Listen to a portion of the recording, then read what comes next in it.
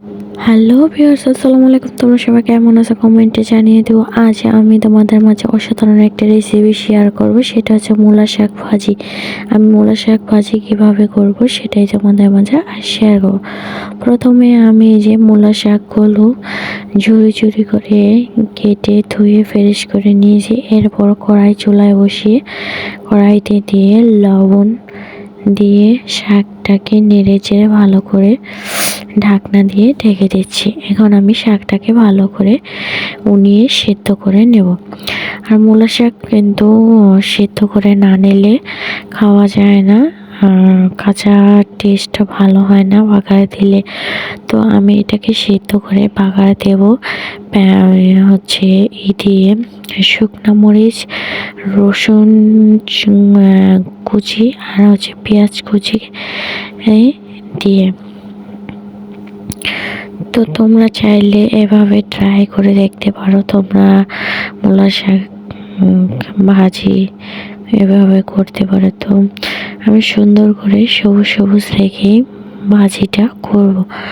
এজন্য শাকগুলো আমি ভালো করে সিদ্ধ করে নিচ্ছি। মূলা শাকে কিন্তু একটা ঝাঁঝ আছে, এই ঝাঁঝটা কিন্তু ঝাঁঝের জন্য কিন্তু তেমন খাওয়া যায় না। এজন্য ভালো করে সিদ্ধ করে পানিটা ফেলিয়ে দিতে হয়। তো আমি দেখে ভালো করে নাড়াচাড়া করে নিচ্ছি। তো এখন এই যে ভালো করে উনিয়ে নিচ্ছি, আবার ঢাকনা দিয়ে ঢেকে দিচ্ছি।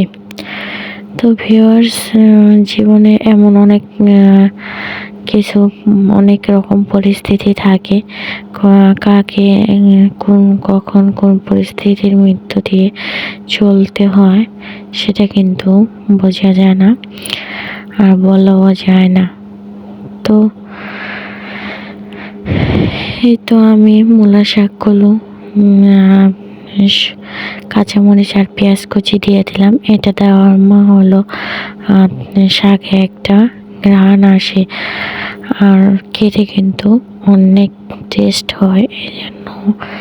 এই জন্য এই কাঁচা পেঁয়াজ কাঁচামরিচ কুচি দিয়ে দিলাম।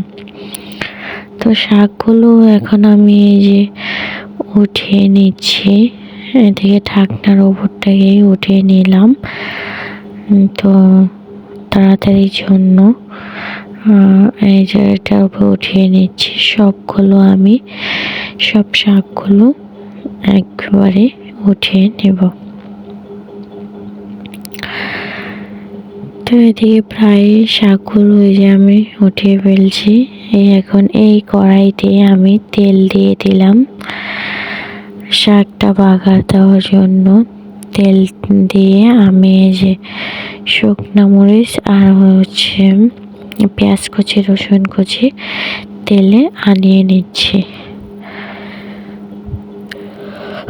এটাকে আমি বাদামি কালার করে আনিয়ে নেব। এরপরে তো বাদামি কালার হয়ে গেছে। এখন আমি শাকটাকে এই বাগারে দিয়ে দিব।